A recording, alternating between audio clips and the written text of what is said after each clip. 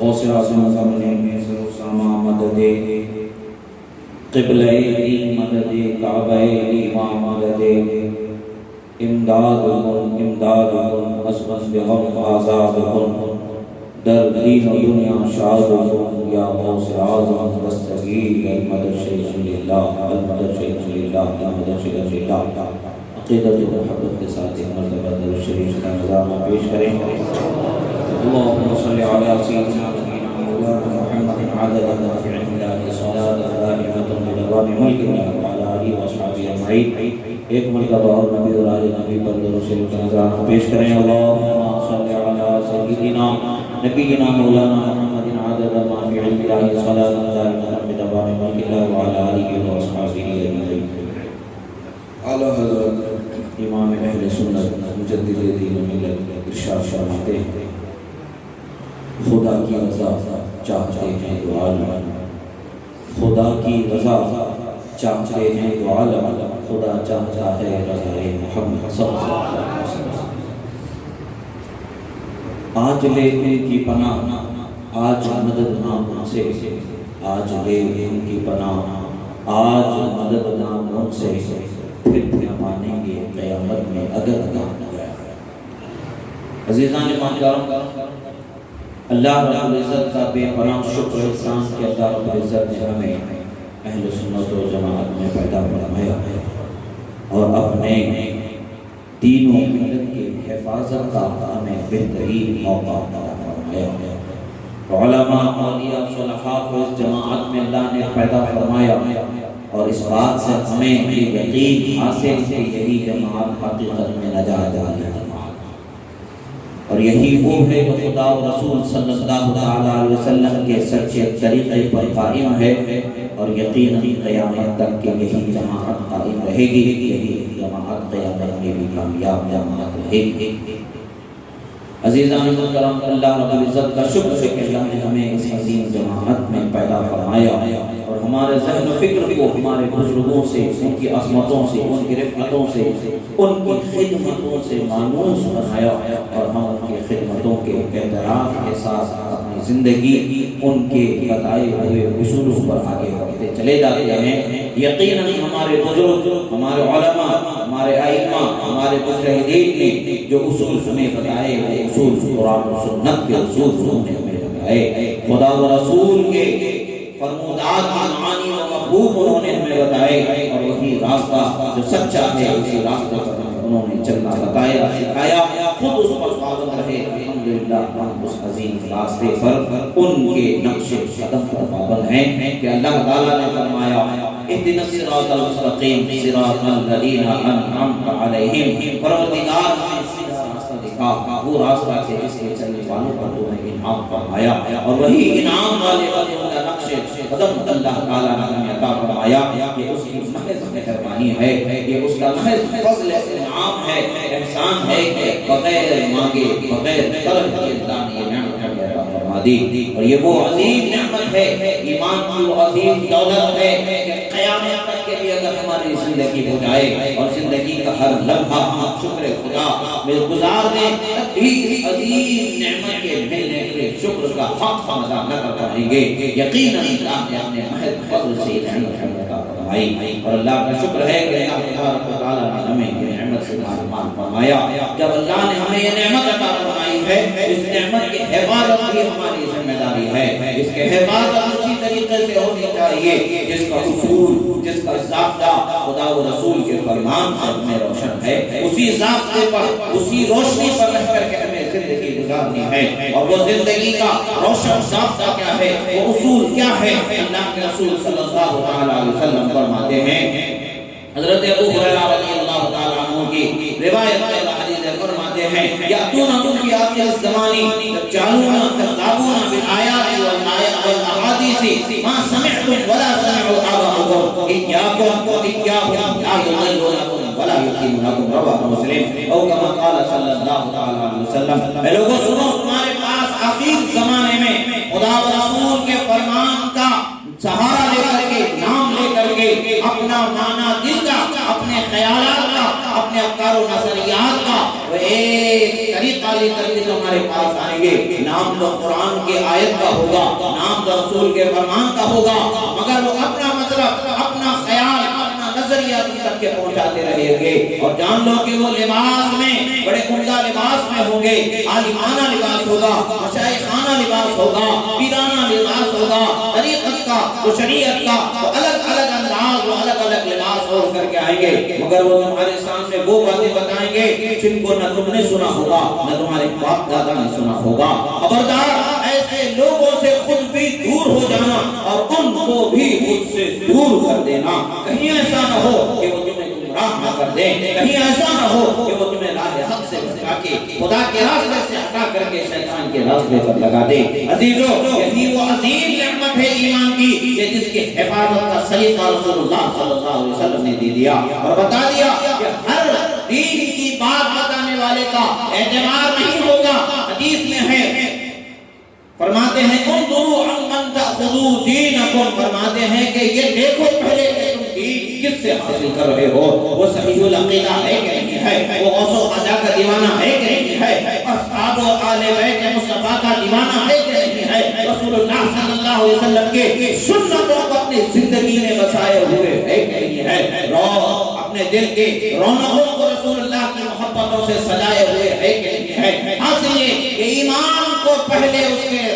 اس کے ایمان کو جانو، اس کے ایمان کو دیکھو، اگر وہ سچا مومن ہے، اگر وہ سچا ایمان والا ہے، ہاں اس کی بات ہمیں بتانے والی ہمارے لیے تسلیم ہوگی، وہ قرآن و سنت کے دائرے میں اگر بتا رہا ہے تو اس کی بات تسلیم ہوگی۔ اعلیٰ حضرت علی رحمت اللہ علیہ ارشاد فرماتے ہیں، کیسی ہی بڑی شخصیت کیوں نہ ہو، کیسے ہی بڑے مقام و مرتبہ کا ان کے لیے شہرہ کیوں نہ ہو، ان کی بات کا اعتبار نہیں ہوگا اگر وہ بات قرآن و سنت کے مقابل میں آ جاتی ہے، مخالف میں آ جاتی ہے، تو ایسی باتوں کو دیوار پر پھینک دیں گے اور قرآن و سنت سے ہمیشہ کے لیے چپٹ جائیں گے، قرآن و سنت کے طریقے پر ہمیشہ رہیں گے، یعنی اللہ کے بتائے بنائے طریقے، شریعت مصطفیٰ پر قائم رہنا، یہ ہماری سب سے پہلی ذمہ داری ہے، اور یہی وہ ذمہ داری ہے جو ہر ذمہ داری سے بڑی ہماری ذمہ داری ہے۔ بے شک ہمیں اپنے بیوی بچوں کا خیال کرنا یہ ہماری ذمہ داری ہے، مگر اس سے بھی پہلی ذمہ داری یہ ہے کہ شریعت کے دائرے میں قائم رہ کر کے خیال کرنا یہ ہماری ذمہ داری ہے۔ وہ ذمہ داری کو پورا کرنے میں حلال و حرام کی تمیز چھوڑ دینا یہ ہمارا کام نہیں ہے، بلکہ حلال طریقے پر قائم رہنا یہ ہمارا سب سے پہلا ذمہ ہے، شریعت کے اصول پر قائم رہنا یہ ہمارا سب سے پہلا ذمہ ہے۔ جب اس پر قائم رہیں گے اس کے بعد ساری ذمہ داریوں کی اداؤں میں ادا کرنے میں اللہ تبارک و تعالیٰ کی طرف سے رحمتیں برکتیں میسر آئیں گی کہ کچھ بھی نہ ہو کر کے سب کچھ ہوگا، خالی ہاتھ بھی رہ کر کے سب کچھ ہوگا، اس لیے کہ خالی ہاتھ وہ ہیں جنہیں دولت ایمان میسر نہیں ہے، جو گمراہ ہیں، بھٹکے ہوئے ہیں، جو رسول اللہ سے معاذ اللہ بے ادبی کرنے والے، ان کی شان میں گستاخی کرنے والے ہیں، وہ لوگ ہیں جن کے ہاتھ میں دامن نہیں، وہ خالی ہاتھ، خالی کہیں دامن، وہ لوگ ہیں۔ اللہ کے فضل سے تو اللہ نے ہمیں نعمت ایمان عطا فرمائی ہے، دولت ایمان عطا فرمائی ہے، رسول اللہ کی محبت عطا فرمائی ہے، صحابہ و اہل بیت کی محبت عطا فرمائی ہے، اولیاء صالحین کی محبت عطا فرمائی ہے، غوث اعظم کی محبت عطا فرمائی ہے۔ یہ اللہ کی نعمت ہے کہ اللہ تعالیٰ نے ہمیں عطا فرمایا ہے، اس کی حفاظت ہمارا ذمہ ہے۔ اور آج ہم دیکھتے ہیں الگ الگ جگہوں پر الگ الگ لوگوں کو الگ الگ انداز سے لوگوں کے سامنے اپنے آپ کو متعارف کرا رہے ہیں، کوئی شریعت کا نام لے کر کے گمراہی کو ذہن و فکر میں اتارنے کی کوشش کرتا ہے، تو کوئی طریقت کا نام لے کر کے ضلالت و زندگیت کو ہمارے افکار و نظریات میں بسانے کی کوشش کرتا ہے، تو کوئی طریقت کا نام لے کر کے نماز روزے سے معاذ اللہ انکاری کی طرف لے جانے والا ہے، تو کوئی نماز روزے سے غافل کرنے والا ہے، تو کوئی شریعت کا نام لے کر کے خدا کی رسول کی محبت میں کمی کرنا سکھاتا ہے معاذ اللہ۔ تو ایسے ہر جانب کے ہر قریب سے ہمیں کوئی تعلق نہیں رکھنا ہے، ہمارا تعلق تو وہی ہے جو اللہ کے محبوب صلی اللہ علیہ وسلم کے سچے راستے پر چلنے والا ہے، شریعت پر چلنے والا ہے، طریقت کے وہ سچے اصول جو ہمارے اکابر نے بنائے ہیں،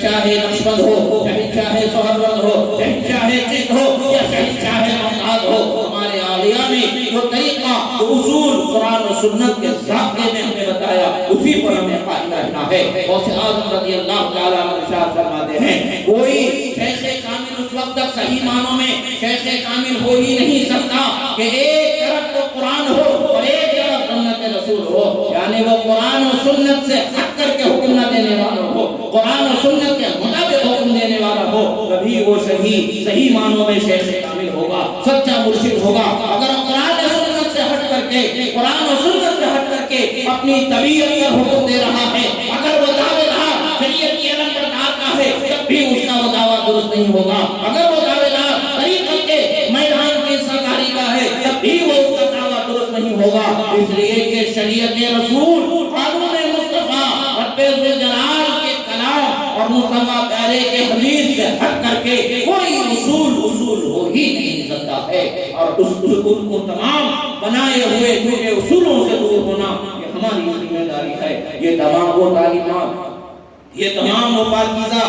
عصمتیں رفعتیں جو ہمیں ملتی ہیں تو اللہ کے فضل و کرم سے دیانت ہند و پاک پر اللہ تبارک و تعالیٰ نے بے پناہ فضل فرمایا۔ اولیاء جو بے پناہ یہاں پر تشریف لائے ہی ہیں، ان اولیاء کے ساتھ ائمہ محدثین بھی یہاں پر اللہ تعالیٰ کے فضل سے جلوہ فرما ہیں۔ ائمہ، ان ائمہ میں سے ایک شخصیت امام احمد رضا خان فاضل بریلوی علیہ رحمت و رضوان کی عظیم ذات مبارکہ ہے۔ انہوں نے اپنے گھر کا کچھ نہیں بیان کیا، جو کچھ بیان کیا وہ مصطفیٰ پیارے صلی اللہ تعالیٰ علیہ وسلم کی شریعت کے اصول کو ہی بیان فرمایا۔ یہی وجہ ہے کہ ہمیں اس پر مضبوطی سے قائم رکھنا ہمارے لیے نجات اور کامیابی کا ذریعہ ہے۔ عزیزان محترم، نام سے ان کے جلنے والے بہت ہوتے ہیں، جلنے سے کوئی فرق نہیں پڑتا ہے کہ ہمیشہ حق کو خدا تعالیٰ بلند و بالا فرماتا ہے۔ الحق یعلی ولا یعلی، حق ہمیشہ بلند ہوگا، وہ بلند بنائے گئے اس لیے کہ انہوں نے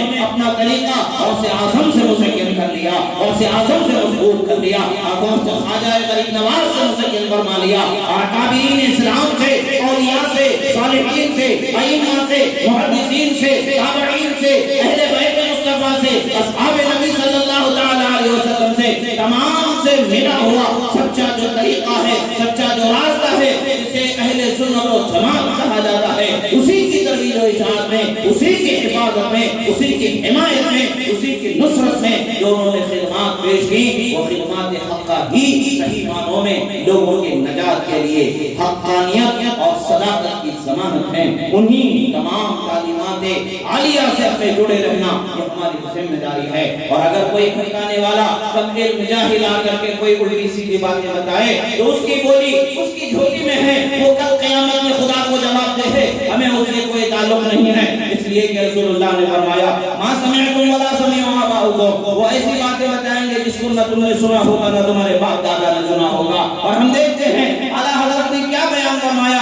وہی بیان فرمایا جو ہمارے باپ دادا ہمیں سناتے آ رہے تھے، ان کے باپ دادا انہیں سناتے آتے تھے، ان کے باپ دادا انہیں سناتے آتے تھے، یعنی رسول اللہ سے لے کر کے ہم تک جو سند ہے سماعت کی، یہ مسائل شرعیہ کے، وہ وہی باتیں بتاتے ہیں جو اعلیٰ حضرت نے انہی کو بتایا ہے۔ پتہ یہی چلتا ہے اہل حق کا طریقہ وہ یہی ہے کہ وہ ہر بات میں رسول اللہ سے ان کی سند جڑی ہوئی ہے، متصل ہوئی ہے، اور وہ بکھرے نہیں ہوتے ہیں، مضبوط حصار میں ہوتے ہیں، غیر سے حمایت ہوتی ہے، غیر سے ان کی نصرت ہوتی ہے۔ یہ نعمتیں اللہ تبارک و تعالیٰ نے ہمیں عطا فرمایا ہے، اور بھی ہمارے لیے ضروری ہے کہ اولیاء کی زندگی کو دیکھیں اور ان کی زندگی کے ساتھ گزاریں۔ نام سے چڑھ کر کے طریقے کو چھوڑ دینا یہ اہل حق کا کام نہیں ہے۔ نام سے ہمیں کوئی تعلق نہیں، کسی کی شخصیت سے واقعی طور پر اگر دیکھا جائے تو ذاتی طور پر کوئی بات نہیں ہے۔ ہاں، شریعت مصطفیٰ کی پاسداری سے اس کا مقام بلند ہو جاتا ہے، مصطفیٰ پیارے صلی اللہ تعالیٰ علیہ وسلم کے نسبت سے اس کا مقام بلند ہو جاتا ہے، علم و عظمت کی رفعتوں سے اس کا مقام کو بلند کیا جاتا ہے۔ جب خدا کسی بندے میں نعمتیں عطا فرما دیتا ہے تو جلنے والے کے جلنے سے اس کی نعمتوں میں کمی نہیں ہونے والی ہے۔ اور اگر کوئی صحیح طریقے سے ہٹ کر کے برے طریقے پر چلتا ہے تو سچے طریقے پر بال برابر فرق نہیں آتا ہے، وہ اپنی ہلاکت کے راستے پر جاتا ہے، وہ اپنے انجام پر پہنچتا ہے، اہل حق پر اس کا کوئی اثر نہیں آتا ہے۔ یہی دیکھیں کہ اہل حق سے جڑے رہنا یہی ہمارے لیے کامیابی کی دلیل ہے۔ اولیاء صالحین کا طریقہ یہی ہے کہ ہمیں سچے سچے مذہب پر قائم رہنا ہے۔ عزیزو، ہم غوث اعظم کے دیوانے ہیں تو غوث اعظم کی شان جس طریقے پر بیان ہوئی ہے، جو بدبختوں نے اعتراض کیا اس کا جواب جس طریقے پر بیان ہوا ہے، وہ طریقہ ہی تو ہمارا طریقہ ہے۔ جب ہم ان کو چاہتے ہیں تو ان کی شان بیان کرنے والے کو بھی چاہنا ہے، ان کی بے ادبی کرنے والے کو چاہت نہیں دی جاتی ہے، اس کے راستے پر نہیں چلا جاتا ہے۔ جب ہم مصطفیٰ پیارے سے محبت کرتے ہیں صلی اللہ علیہ وسلم تو ان کی شان بیان کرنے والے سے محبت کرنا ہے، ان کی عظمت کو بیان کرنے والے سے محبت کرنا ہے، ان کے طریقے پر چلنے چلانے والے سے محبت کرنا ہے۔ ایسا نہیں کہ ہم ان سے محبت تو کرتے ہیں، جو ان سے دور کرنے والا راستہ بتائے اس کے دیوانے ہو جائیں، معاذ اللہ ہم ہلاک کر کے طرف جائیں گے۔ حقیقت میں محبت کا مطلب تو یہی ہے کہ رسول اللہ صلی اللہ علیہ وسلم کے راستے پر چلائیں، جس راستے پر خلفائے راشدین، صحابہ، اہل بیت اطہار، تابعین، تبع تابعین، ائمہ، مجتہدین، اولیاء، صالحین، یہ تمام لوگوں نے جس راستے کی ترویج و اشاعت کی، جس راستے کی حفاظت و حمایت کی، جس راستے پر چلنے چلانے کی ذمہ داری پوری کی، اسی راستے کی حفاظت و حمایت اعلیٰ حضرت علیہ رحمت و رضوان نے بھی فرمائی، اور اسی راستے پر چلنے کے لیے ہمیں بہترین طریقہ، بہترین اسوہ ہمارے فہم و فکر کے لحاظ سے، ہماری سمجھ کے لحاظ سے اور واضح کر کے اور نکھار کر کے ہمارے سامنے پیش کر دیا، اس پر قائم رہنا یہ ہماری ذمہ داری ہے۔ بدبختوں کی بدبختی والی بولیوں سے اپنے سچے راستے سے ہمیں دور نہیں کرنا ہے۔ ہاں یاد رکھیں کہ انسان عمل میں کمزور ہوتا ہے، عمل میں کمزوری ہو جائے تو توبہ کرنا بھی ہمارا ہی ذمہ ہے۔ خدا مہربان ہے، کرم فرمانے والا ہے، اللہ کے فضل سے یہ علماء کرام کے اطراف و جوانب میں محنتیں ہیں کہ انہوں نے ایمان و عقیدے کی سلامتی کے لیے محنتیں کی، مدارس اسلامیہ کا قیام کیا اور یہاں پر خطابات وغیرہ کا انتظام کیا تاکہ علماء کے ذریعے عوام تک سچے پیغام کو پہنچایا جا سکے، دین کی سچی تعلیم کو عام کیا جا سکے۔ تو وہ خدمتیں انہوں نے ذمہ داری کے ساتھ نبھائیں، وہی ذمہ داری سے نبھانے کا نتیجہ ثمرہ ہے کہ آج ہم اہل سنت و جماعت میں بسط شوق، بسط ادب و احترام جمع بھی ہیں اور اپنے بزرگوں کا ذکر سن رہے ہیں۔ یہ ہمارے علماء و عمائدین ملت کے خدمتوں کا نتیجہ ہے کہ یہ بہترین خوبیاں ہمیں میسر آئیں۔ جب اللہ کے فضل سے ہمیں اللہ نے ایمان کی دولت سے مالا مال فرما دیا ہے، اب ہر مومن کی ذمہ داری ہے کہ اپنے اخلاق کو سنوارے، اپنی زندگی گزارنے کے طریقے کو سنوارے،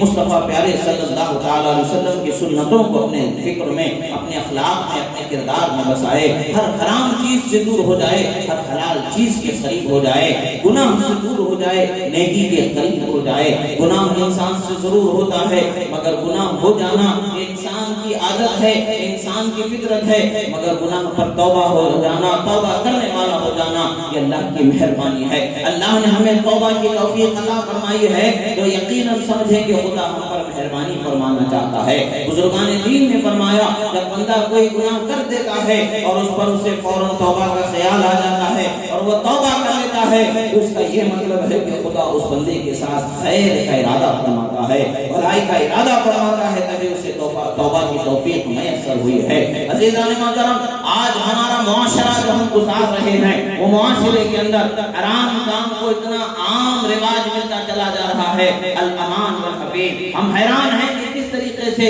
ان برائیوں سے اپنے نوجوانوں کو بچایا جائے، کس طریقے سے اخلاق و کردار کی حفاظت کی جا سکے۔ عزیزو، جس طریقے سے بے حیائی کو عام کیا جا رہا ہے اور عام ہونے میں ہم بھی گنا اس کے اندر ایک اعتبار سے ہمارا بھی کچھ نہ کچھ ذمہ اس میں ملتا نظر آتا ہے، ہمارا بھی کچھ حصہ اس میں دکھتا نظر آتا ہے۔ آج ہمارے معاشرے کے اندر جو بے حیائی عام ہو رہی ہے، گناہوں کا جو مزاج لوگوں کا معاذ اللہ بنتا چلا جا رہا ہے، ان سے بچنے کا صحیح راستہ ایک ہی ہے کہ اللہ سے بندہ ڈر اپنے دل میں اتنا بسائے، اتنا بسائے، اتنا بسائے کہ ہر آن خدا کے ڈر سے، خدا کے خوف سے وہ غافل نہ رہے۔ خدا ہمارا مشاہدہ ضرور فرما رہا ہے، ہم کہاں ہیں، کیا کر رہے ہیں، رات کا اندھیرا ہو یا دن کا اجالا ہو، کوئی فرق نہیں پڑتا ہے، مجمع میں ہو یا تنہائی میں ہو، کھلے میں ہو یا بند میں ہو، جہاں پر بھی ہو، دل میں خیال ہو یا عمل میں اس کا ہم نے اعتبار کیا ہو، کسی بھی طریقے سے اللہ تبارک و تعالیٰ کے مشاہدے سے ہم بچ نہیں سکتے ہیں،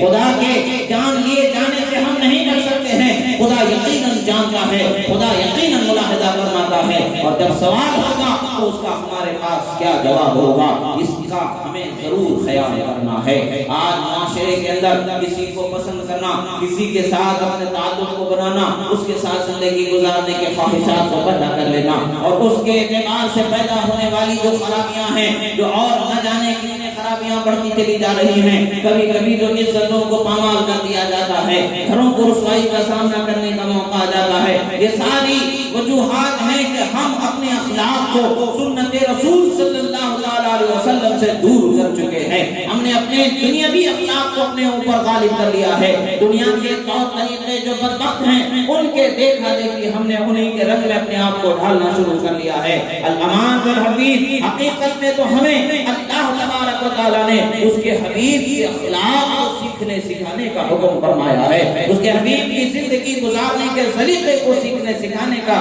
तरीका अल्लाह ताला ने हमें अता फरमाया है। मगर अफसोस कि आज हम गुनाह भी कर रहे हैं तो गुनाह पर पशेमा भी हमें नहीं हो रही है, पशेमानी भी हमें नहीं हो रही है, हम पशेमा भी नहीं हो रहे हैं। क्या वजह है कि हमने खौफ व खशियत को अपने दिल में बसाना छोड़ दिया। बच्चे नौजवान हैं तो नौजवान अपने माँ बाप को देख करके अपनी जिंदगी गुजारने का हुनर सीखते हैं। बचपन से उनके दिल में, उनके जहन में चीज होती है, नजर में होती है।